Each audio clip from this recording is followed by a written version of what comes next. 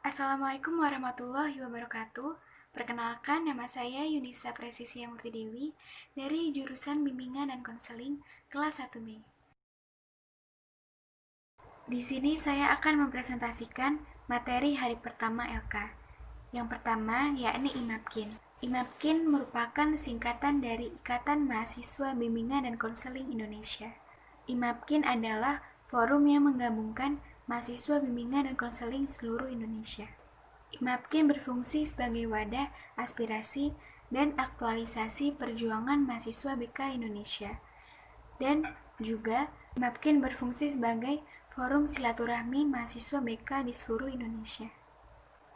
Adapun tujuan IMAPKIN yakni mewujudkan komunikasi dan koordinasi antar mahasiswa BK di seluruh Indonesia. Menumbuhkan eksistensi Ikatan Mahasiswa Bimbingan dan Konseling Indonesia sebagai lembaga yang aspiratif, dinamis, dan proaktif. Meningkatkan peranan mahasiswa bimbingan dan konseling dalam upaya mensukseskan dan mengembangkan kreativitas profesi bimbingan dan konseling, serta mengambil peranan dalam upaya mengawal kebijakan pemerintah dan profesi bimbingan dan konseling. Dalam IMAPKIN terdapat dua totalitas, yakni Shinzo Wasasageo atau pengabdian dan harapan.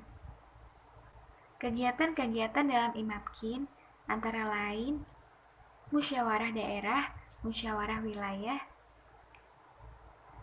rapat wilayah, seminar-seminar nasional, dan lain sebagainya. Dua faktor kunci yakni pertama, lingkungan diberi word travel. IMAPKIN membawa kita sebagai mahasiswa bimbingan dan konseling. Yang kedua, mahasiswa BK mendapatkan hal positif relasi dengan akses untuk mengetahui ke arah mana kita sebenarnya. IMAPKIN dibagi ke dalam beberapa daerah, misalnya di Banten. IMAPKIN yang berada di Banten tergabung dengan Jawa Barat, yakni IMAPKIN Jabar Banten, yang diketuai oleh Kak Ferdi Alfiansyah Hussein, mahasiswa BK Untirta Angkatan 2016. Dalam IMAPKIN Jabar Banten terdapat kepengurusan, yakni bidang informasi dan komunikasi, bidang pengembangan dan sumber daya organisasi, bidang akademi dan profesi, bidang sosial dan politik. Materi yang kedua, yakni tentang public speaking. Pada awal mulanya, public speaking bernama retorika. Retorika yang berarti ilmu yang mempelajari tentang retorasi. Namun seiring berjalannya waktu, berubah berganti menjadi public speaking. Public speaking merupakan bentuk komunikasi yang dilakukan di hadapan banyak orang untuk memberikan suatu informasi atau pesan. Adapun tujuan utama public speaking yakni untuk memberi informasi serta mempengaruhi audiens. Misalnya, entrepreneur dan selebgram secara tidak langsung melakukan public speaking. Mereka mempengaruhi para audiens untuk ikut berpartisipasi. Adapun komponen-komponen dalam public speaking antara lain pembicara atau pelaku public speaking, pendengar atau audiens, pesan atau informasi, channel atau saluran komunikasi, stimulus, konteks, dampak, feedback, gangguan atau hambatan, dan komunikasi antar anggota. Jenis-jenis informasi public speaking yaitu informatif, yakni pemberian informasi kepada audiens, partisipatif, berusaha untuk membujuk atau merubah opini audiens, aksi, berusaha untuk meyakinkan audiens untuk melakukan suatu tindakan, dan menghibur. Menghibur biasanya dilakukan pada saat acara-acara non-formal, misalnya seperti stand-up comedy.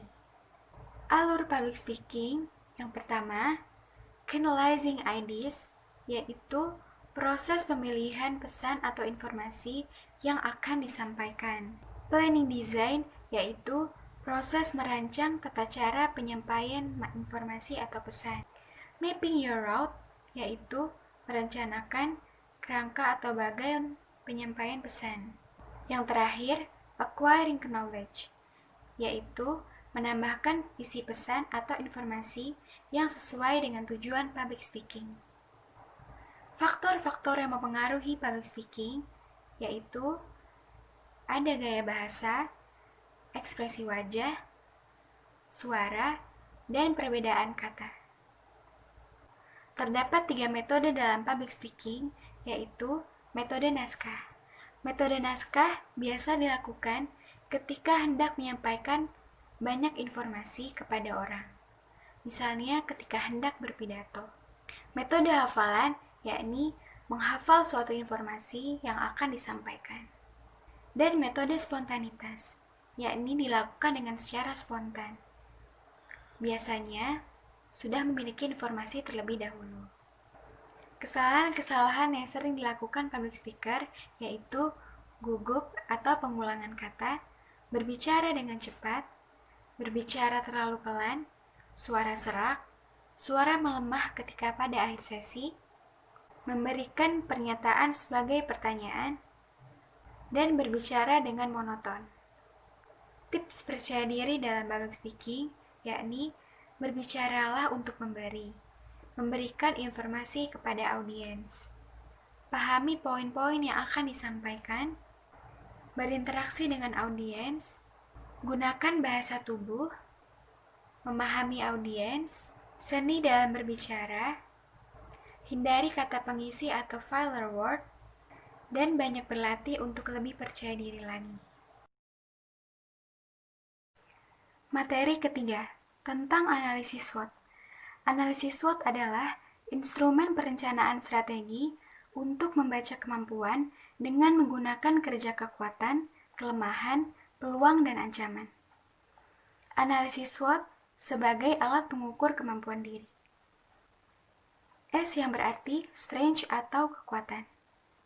Dalam strength atau kekuatan, terdapat kapasitas tupoksi, yang berarti fungsi dan tugas organisasi itu jelas. Kemudian keunggulan, di mana setiap anggota memiliki keterampilan. Dan loyalitas, di mana tingkat teman-teman anggota memberikan pengabdiannya kepada organisasi. Kemudian weakness, atau kelemahan. Weakness atau kelemahan terdapat buruknya birokrasi, yakni pemimpin tidak dapat mengkoordinir anggotanya atau tidak dapat menjalankan tugas pemimpin dengan baik. Rangkap jabatan, di mana setiap anggota memiliki tugas rangkap. Dan yang terakhir yaitu tidak tertib, di mana anggotanya tidak bisa disiplin. Opportunity atau peluang, yakni terdapat situasi yang mendukung, di mana peminat organisasi tersebut banyak, terbuka dan terpercaya, di mana diakui atau tidak diakuinya sebuah organisasi. Jaminan akademik, para anggota organisasi bisa dekat dengan dosen. Kemudian yang terakhir adalah threats atau ancaman. Dalam threats atau ancaman, terdapat 3 unsur, yakni yang pertama, bukan prioritas, di mana kuliah dan belajar adalah prioritas mahasiswa. Keadaan tempat, misalnya ketika hendak meminjam gedung. Kemudian yang terakhir, yakni tidak dipercaya. Quotes-nya yaitu, perubahan hanya akan terjadi jika kita menginginkannya. Materi yang keempat, yakni tentang manajemen aksi. Sebelum saya menjelaskan tentang materi manajemen aksi, menurut Undang-Undang Nomor 20 Tahun 2003 tentang Sistem Pendidikan Nasional berfungsi untuk mengembangkan kemampuan dan membentuk watak serta peradaban bangsa yang bermartabat dalam rangka mencerdaskan kehidupan bangsa, bertujuan untuk berkembangnya potensi peserta didik agar menjadi manusia yang beriman dan bertakwa kepada Tuhan Yang Maha Esa, sehat, berilmu, mandiri, dan menjadi warga negara yang demokratis serta bertanggung jawab. Secara sederhana, fungsi esensial pendidikan adalah membentuk metode berpikir, menjadi transmisi nilai, mengembangkan jejaring sosial. Mahasiswa sebagai agents of change dan agents of control, yakni mahasiswa sebagai ujung tombak perubahan bangsa. Manajemen aksi adalah sistem pengaturan demonstrasi atau aksi massa untuk mengatur aksi secara terkoordinir dan sesuai rencana dan target, sehingga masalah yang muncul dan berkembang diharapkan lahir sebuah perubahan sosial. Adapun esensi dari aksi, yakni antara lain sebagai bentuk komunikasi. Saat jalur komunikasi yang ada dengan pemerintah tidak dapat terjalin. Sebagai bentuk teguran dan peringatan, saat pemerintah sudah melenceng atau tidak dapat mendengar lagi aspirasi rakyat. Sebagai bentuk ekspresi kekecewaan dan bentuk advokasi mahasiswa kepada kepentingan rakyat. Saat menjalankan aksi, yakni menetapkan perangkat atau peralatan aksi. Perangkat aksi antara lain koordinator lapangan, dinamisasi lapangan, orator, humas dan media, dokumentasi, negosiator, logistik, medis dan keamanan. Peralatan aksi yakni bendera, alma mater atau PDH, spanduk, pengeras suara atau toa, dan mobil sound. Menjalankan agenda aksi. Pada saat aksi dilakukan, segala tindakan masa aksi disetting sesuai dengan apa yang sudah dipersiapkan pada saat teknis lapangan. Menjalankan agenda aksi. Pada saat aksi dilakukan, seluruh tindakan masa aksi disetting sesuai dengan apa yang telah dipersiapkan pada saat teknik lapangan. Serta semua perangkat aksi bekerja sesuai dengan tugas yang telah ditetapkan sebelumnya. Pada saat tindakan aksi yang pertama dilakukan, berkumpul di titik kumpul, melakukan pemanasan untuk melaksanakan masa aksi, jalan menuju lokasi aksi, orasi pembukaan, menjalankan masa aksi, negosiasi, dan teatrikal. Tahapan aksi, yaitu praaksi, aksi, dan pasca aksi.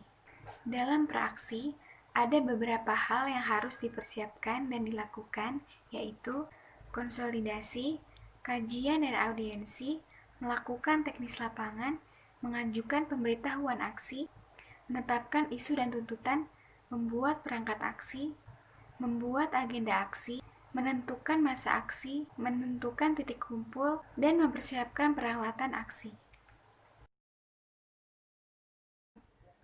Materi yang kelima, yakni kepemimpinan. Kepemimpinan merupakan sebuah bidang riset dan juga keterampilan praktis yang mencakup kemampuan seseorang atau sebuah organisasi untuk memimpin atau membimbing orang lain, tim, dan seluruh organisasi. Kepemimpinan itu dipandang sebagai pembawaan seseorang sebagai anugerah dari Tuhan. Karena itu, dicarilah orang yang mempunyai sifat-sifat istimewa yang dipandang sebagai syarat suksesnya seorang pemimpin. Civitas Academica di Amerika Serikat mengartikan bahwa kepemimpinan adalah sebuah proses pengaruh sosial yang di dalamnya seseorang dapat melibatkan bantuan dan dukungan selainnya dalam mencapai tujuan bersama. Incompetent leader, yakni bias kepedean dan kompetensi, kecintaan manusia terhadap orang yang berkarisma, ketidakmampuan manusia dalam menahan godaan narsistik, inkompeten, dan gila popularitas. Self-leadership, yakni melatih menjadi leader, antara lain self-awareness, yaitu melalui lihat, bayangkan, dan ukur. Self-reflection, yakni gambaran diri dan bayangan ideal. Self-regulation, yakni reframing. Seorang leader tidak hanya memandang satu titik, melainkan memandang banyak titik. Seorang leader harus mampu mengkoordinir para anggotanya dan menjalankan tugasnya sebagai pemimpin dengan baik, karena seorang leader adalah contoh bagi para anggotanya. Good leadership mengkondisikan lingkungan, menciptakan kenyamanan dalam keadaan kompetitifnya dalam organisasi. Seorang good leadership memberikan wawasan dan pengetahuannya terlebih dahulu kepada para anggotanya. Dalam menentukan keputusan, tidak bisa sepenuhnya diterima oleh semua orang. Seorang good leadership harus bijaksana dan menerima apapun keputusan para anggotanya. Materi yang keenam, yakni tentang persidangan. Persidangan merupakan sebuah forum organisasi guna membahas masalah tertentu dalam upaya menghasilkan keputusan yang akan menjadi sebuah ketetapan dan aturan-aturan yang jelas. Keputusan dari persidangan ini akan mengikat seluruh elemen organisasi sebelum diadakannya perubahan. Keputusan ini sifatnya final, sehingga berlaku untuk pihak yang setuju dan pihak yang tidak setuju, hadir ataupun tidak hadir dalam persidangan. Jenis-jenis persidangan antara lain, yang pertama sidang pleno. Sidang pleno diikuti oleh seluruh peserta dan peninjau. Sidang pleno dipimpin oleh presidium sidang. Sidang pleno membahas dan memutuskan segala sesuatu yang berhubungan dengan organisasi. Sidang komisi. Anggota masing-masing komisi adalah seluruh peserta dan peninjau yang telah ditentukan pada saat sidang pleno.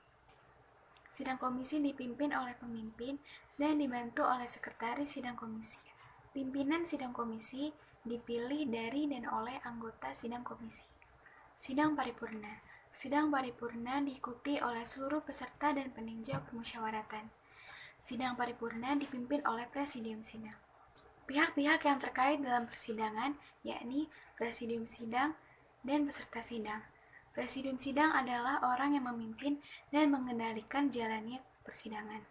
Peserta sidang adalah orang-orang yang terlibat langsung dalam persidangan. Etika persidangan yakni antara lain interruption of privilege. Interruption of privilege digunakan apabila ada kepentingan yang sangat mendesak, misalnya seperti ingin ke belakang. Interruption point of information digunakan untuk memberikan informasi penting kepada peserta sidang.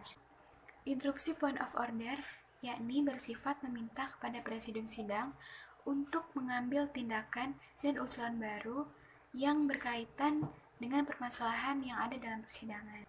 Misalnya, penambahan atau pengurangan poin scoring. Interupsi point of clarification, yakni interupsi yang bersifat menjernihkan suatu permasalahan yang sedang diperdebatkan. Teknik penggunaan palu sidang, yakni 3 kali ketukan, yakni untuk membuka dan menutup persidangan serta menentukan keputusan secara keseluruhan. 2 kali ketukan, yakni untuk memindahkan palu sidang atau menggantikan presidium. 1 kali ketukan, yakni untuk menentukan poin per poin. Mekanisme pengambilan keputusan dalam persidangan, yakni keputusan diusahakan agar tercapai secara mufakat. Ketentuan sidang, yakni serah terima pimpinan sidang, palu sidang, interupsi, skorsing, dan peninjauan kembali. Serah terima pimpinan sidang dilakukan apabila pemimpin sidang pertama tidak dapat menjalankan atau menyelesaikan persidangan. Peninjauan kembali yakni mekanisme yang dilakukan untuk mengulangi. Sekian presentasi yang dapat saya sampaikan. Terima kasih. Wassalamualaikum warahmatullahi wabarakatuh.